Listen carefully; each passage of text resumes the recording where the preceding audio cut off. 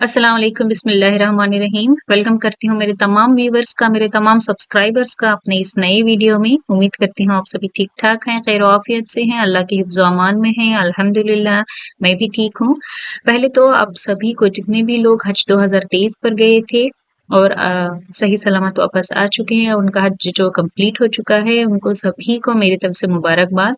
और जितने भी लोग इंतकाल कर गए हैं हज के दौरान, अल्लाह उनको जन्नतुल फिरदौस में आला मुकाम अता फरमाए, आमीन। तो कुछ लोगों ने कमेंट भी किया हुआ है, इवन मेरे शौहर भी गए हुए थे हज 2023 पर और उन्होंने भी मुझसे ये बताया है कि हज के लिए सबसे मेन जो है वो आपका सब्र। सबसे मेन जो है आपको बहुत ज़्यादा सब्र होना चाहिए जब आप हज पर जाएँगे, इतने सारे हुजूम के बीच आपको हज करना होगा, कुछ परेशानियाँ भी होंगी, तो आपको सब्र करना बेहद ज़रूरी है। और साथ ही साथ आपकी सेहत जो है वो बहुत सही रहनी चाहिए, बेहद ज़रूरी है सब्र और आपका सेहत का सही रहना, तो ये 2 हैं बहुत मेन चीज़ें हैं जो आपके आपके पास होनी चाहिए। तो अभी से मैं सभी से रिक्वेस्ट करती हूँ जो भी 2024 पर हज पर जाना चाहता है या आगे आने वाले सालों में हज पर जाना चाहता है, तो प्लीज़ आप अपने सब्र को बनाए रखें और जो है अपनी सेहत का बेहद ख़्याल रखें।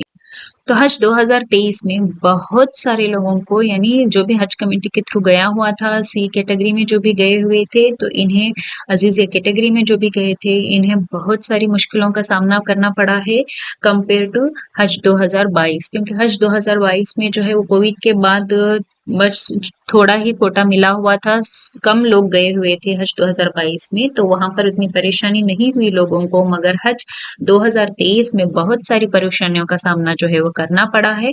बहुत सारे कमेंट्स मुझे आए हुए हैं, बहुत सारे कमेंट्स मैंने चेक किए हुए हैं जहाँ पर लोगों ने शिकायतें ही शिकायतें की हुई हैं। तो इवन मैंने एक वीडियो भी बनाया हुआ था कि क्या-क्या सहूलतें जो हैं वो प्रोवाइड की जाती हैं अज़ीज़िया कैटेगरी से जाने वालों के लिए सी कैटेगरी में। तो जो भी 2022 में प्रोवाइड की गई थी सहूलतें उसके अकॉर्डिंग मैंने वीडियो बनाई हुई थी, पर वहाँ पर भी मुझे 1-2 लोगों ने कमेंट कर ये बताया है कि आप मिसगाइड मत करिएगा लोगों को क्योंकि वहाँ पर इस तरह की कोई फैसिलिटी नहीं होती। मैं समझ सकती हूँ क्योंकि आपने वहाँ पर जाकर परेशानी उठाई है इसलिए आपने इस तरह का कमेंट किया हुआ है। पर क्या करें, हज 2022 में लोग कम थे तो उन्हें उतनी परेशानी नहीं हुई मगर यहाँ पर सडनली इतने ज़्यादा कोटा मिल गया, इतने ज़्यादा लोग थे, बहुत मिसमैनेजमेंट हुआ है। ये सारे कमेंट्स मुझे आ रहे हैं वो तो जो भी फैसिलिटीज़ मैंने उस वीडियो में बताई थी उसी तरह की फैसिलिटीज़ थी मगर जो है लोग ज़्यादा होने की वजह से वो जो फैसिलिटीज़ हैं वो कम पड़ गई, उन्हें ज़्यादा करना चाहिए था। तो अब लोगों की तादाद के हिसाब से उन चीज़ों को ज़्यादा करना चाहिए था तो जो कि हो नहीं पाया, मिसमैनेजमेंट हो गया है, तो बहुत सारी परेशानियाँ उठानी पड़ी हैं। तो मैं सभी से जो भी 2023 पर गए हुए थे, आप सभी से रिक्वेस्ट करती हूँ, आप जो हैं जितनी भी परेशानियाँ आपको हुई हैं या फिर आपको ऐसा फ़ील हुआ कि कुछ अच्छा हुआ है हज कमेटी की ओर से, जो भी है अच्छी चीज़ हो या बुरी चीज़, आपने जो है अपना फ़ीडबैक ज़रूर से ज़रूर देना है, ज़रूर से ज़रूर सेंट्रल हज कमेटी या अपने स्टेट हज कमेटी तक आपने जो भी फ़ीडबैक है अपना आपने पहुँचाना है, ताकि जो भी परेशानियाँ हुई हों या जो भी कुछ अच्छा हुआ है, सब कुछ आप एक लेटर लिख कर दे दें या जैसे भी आप देना चाहें, आप ये सारे अपने फीडबैक उन तक पहुँचाएँ क्योंकि खुद हज कमेटी पूछ रही है, फीडबैक माँग रही है आप लोगों से। तो आपने पीछे नहीं हटना है, आपने आगे बढ़कर जो भी आपके साथ हुआ है, अच्छा हुआ हो, बुरा हुआ हो, जो भी फीडबैक है आपने देनी है, ताकि हज कमेटी जो है अपनी जो भी अरेंजमेंट है उसको इम्प्रूव कर सके। आप लोगों की जो भी फीडबैक है उनके ज़रिए वो इम्प्रूव करें ताकि आगे आने वाले हज 2024 या फिर आगे आने वाले किसी भी साल के हज में इस तरह की जो है परेशानियाँ लोगों को ना हो। जो भी परेशानियाँ जो मुझे कमेंट कर आई हैं उसमें से कुछ मैं आप लोगों के साथ शेयर करना चाहती हूँ। इसी तरह आपके साथ भी हुआ है तो कमेंट में ज़रूर बताइएगा। इसके अलावा कुछ आपको परेशानियाँ हुई हैं तो उसको भी आप यहाँ पर हमारे साथ ज़रूर शेयर करिएगा।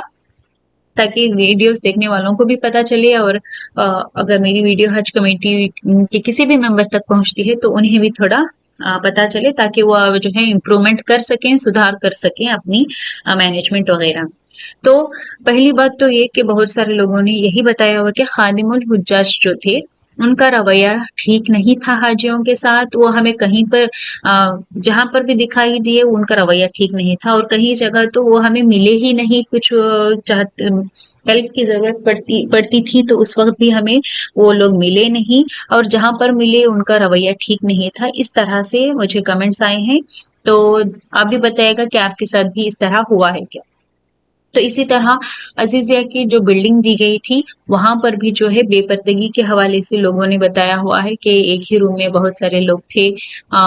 उसमें बेपर्दगी हो रही थी दूसरे नामहरम के साथ रहने के लिए, इस तरह से भी लोगों का कहना है। पर पहले ही हमने आप लोगों से बताया था कि वहाँ पर आप लोगों को दूसरों के साथ अपनी रूम शेयर करनी होगी, जिसके लिए आपको तैयार रहना होगा। आप अपने साथ पर्दे, कर्टन्स लेकर जाएँ, रस्सी वगैरह लेकर जाएँ, जाके ताकि वहाँ आप जो है अपना सेपरेट रूम की तरह आप बना लें वहाँ पर, ताकि जो है बेपर्दगी ना हो। तो और कुछ लोगों ने ये भी सजेस्ट भी यही किया हुआ है कि अ, जो है लेडीज को जो है वो वहीं पर उसी बिल्डिंग में लेडीज को सेपरेट रूम्स दी जाएं, जेंट्स को सेपरेट रूम्स दी जाएं। इसी तरह का सजेशन भी आया हुआ है। तो आप अपना सजेशन यहाँ पर कमेंट में भी बताएं, इवन आप जो है आप हज कमेटी तक भी इसको जरूर पहुंचाएं। साथ ही साथ बस के हवाले से भी मुझे कमेंट आया है कि बसेस जो हैं वो हमें डबल बदल कर जानी पड़ रही थी, जिसकी वजह से भी हमारा टाइम बहुत ज़ाया हुआ और बहुत तकलीफ उठानी पड़ी।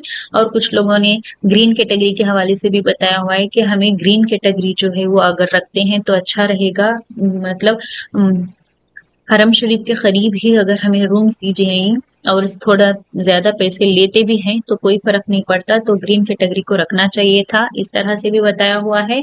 साथ ही साथ मीना में जो परेशानियाँ हुई हैं उसके हवाले से भी लोगों ने कमेंट्स में बताया हुआ है कि वहाँ पर जो है बहुत कंजस्टेड था। मतलब एक टेंट में इतने सारे लोगों को डाल दिया गया था, इतने सारे हाजियों को डाल दिया गया था कि हमें चलने-फिरने के लिए, इवन बाहर जाने के लिए हमें स्पेस सही से नहीं मिल रही थी। इवन बाथरूम्स भी बहुत कम थे, इतना सारा रश लगा हुआ था, वहाँ पर भी हमारा टाइम बहुत ज़ाया हुआ, बहुत तकलीफ उठानी पड़ी। तो इस तरह की भी जो है वो कमेंट्स मुझे आए हुए हैं। तो आपके साथ भी इस तरह हुआ है क्या? तो ज़रूर बताइएगा। अभी बात कर लेते हैं रिफंड के हवाले से। बहुत लोगों ने रिफंड के हवाले से पूछा भी है। तो आपको मैं बता दूँ, जो भी लोग रुबात फैसिलिटी में रुके हुए थे और उन्होंने अगर एक्स्ट्रा अमाउंट पे किया है, मतलब दूसरे लोगों के अकॉर्डिंग ही अपना अमाउंट पे किया हुआ है, तो इंशाल्लाह इन लोगों को जो है रिफंड ज़रूर आएगा। तो आप लोगों ने जो भी अ अपना अकाउंट नंबर दिया हुआ था एप्लीकेशन फिल करते वक़्त, जिसका भी अपने अकाउंट नंबर दिया हुआ था, उनके अकाउंट नंबर पर जो है आपका रिफंड जो है वो आ जाएगा। अभी तक किसी ने भी किसी को भी नहीं आया हुआ है, सुनने में आया है मुझे। तो देखिए आप चेक करते रहें, और इवन आप अपना कवर नंबर वग़ैरह डालकर भी चेक करें, वहाँ पर भी आपको शो होने लगेगा रिफंड हुआ है, कितना अमाउंट रिफंड हुआ है, इस तरह से शो होने लगेगा। तो देखते हैं किस-किस को अमाउंट आता है या नहीं, इतना श्योर तो नहीं हूँ मैं, मगर जो रुबात में रुके हुए थे इनको इंशाल्लाह उनका अमाउंट जो है वो वापस रिफंड हो जाएगा। वैसे तो रिफंड अमाउंट जो है हज होने के बाद, सारी फ्लाइट्स आ जाने के बाद 1 मंथ में ही, 1 मंथ के अंदर ही, या 1 या 1 एंड हाफ मंथ में जो है रिफंड हो जाता है, पर अभी तक किसी का नहीं आया है, सुनने में आया है। अगर किसी का रिफंड हुआ है तो प्लीज़ हमें कमेंट कर बताइएगा कि आपका रिफंड हुआ है या नहीं हुआ है। ये ज़ुकात फैसिलिटी वालों को इंशाल्लाह जो है वो रिफंड आ जाएगा, पर अदर कैटेगरी वालों का कुछ एग्ज़ैक्टली कह नहीं सकते हैं। तो इसी तरह हज 2024 के लिए जो भी जानना चाहता है, तो पहले तो आप मेरे चैनल को सब्सक्राइब करिएगा, क्योंकि सभी अपडेट्स जो भी हज 2024 की अपडेट्स होनी चाहिए सारी मैं यहाँ पर आप लोगों को देती रहूँगी।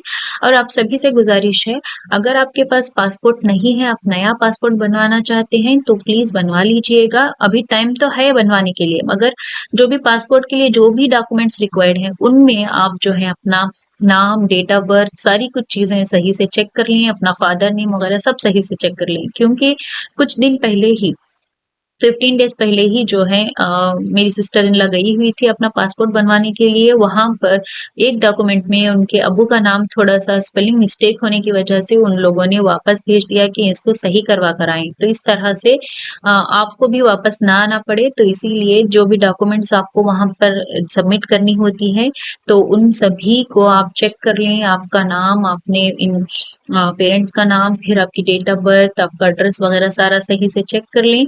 अगर कुछ भी गलत है, स्पेलिंग मिस्टेक है, तो उन मिस्टेक्स को सही करवा लें, ताकि जब आप पासपोर्ट बनवाने के लिए जाएँ, तो बिना किसी तकलीफ के आपको आपका पासपोर्ट मिल जाए। और जिनका पासपोर्ट ऑलरेडी है, तो आप लोग अगर चेक कर लें, डेट चेक कर लें, अगर आपका फ़रवरी या मार्च 2025 तक आपकी वैलिडिटी है, तो ओके। अगर उससे पहले आपका जो पासपोर्ट है एक्सपायर होने वाला है, तो उसकी वैलिडिटी खत्म होने वाली है, तो आप जो है आप अपना पासपोर्ट को जो है रिन्यूअल करवाना होगा। आप अभी भी आपके पास टाइम है, फिर भी आपके माइंड में मैं ये बात डाल रही हूँ कि इतनी वैलिडिटी होगी, क्योंकि लास्ट टाइम की कंडीशन यही थी कि आपका जो पासपोर्ट है फ़रवरी 2024 तक वैलिड होना चाहिए। फ़रवरी 3 2024 तक ऐसी कुछ डेट थी, एग्ज़ैक्ट मुझे याद नहीं आ रही है। तो इसीलिए अभी जो भी नया से बनवाना चाहता है या जिसकी एक्सपायरी होने वाली है, वैलिडिटी खत्म होने वाली है, तो आप जो है अपने पासपोर्ट का थोड़ा-सा ख़्याल कर लें। तो अभी आगे कोई भी अपडेट्स आती है, एप्लीकेशन से रिलेटेड हो, फॉर्म कब फिल करना है वगैरह, जो भी हज से रिलेटेड अपडेट आती है, आप तक ज़रूर पहुँचाऊँगी। तो बने रहिएगा मेरे साथ, मेरे इस चैनल पर। तो मिलती हूँ अपने अगले वीडियो में किसी और इन्फॉर्मेशन के साथ, तब तक के लिए अल्लाह हाफ़िज़।